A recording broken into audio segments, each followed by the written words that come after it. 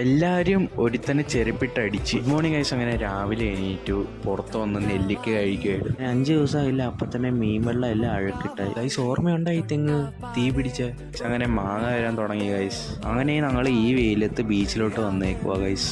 അങ്ങനെ പ്രത്യേകിച്ച് അവിടെ ആരും ഇല്ലായിരുന്നു. പിന്നെ ഞങ്ങൾ വിചാരിച്ച RP മോളിൽ പോകാമെന്ന്. പക്ഷെ ഇന്ന് ബന്ധായതുകൊണ്ട് RP മോള് പൂട്ടിയിട്ടേക്കുമായിരുന്നു. അങ്ങനെ തിരിച്ച് വീട്ടിൽ വന്ന് അങ്ങനെ വൈകിട്ടായപ്പോൾ ഞങ്ങൾ കളിക്കാൻ പോയി.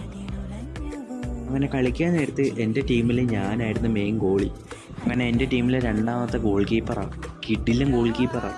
ഇത് അപ്പുറത്തെ ടീമിലെ റൊണാൾഡോ.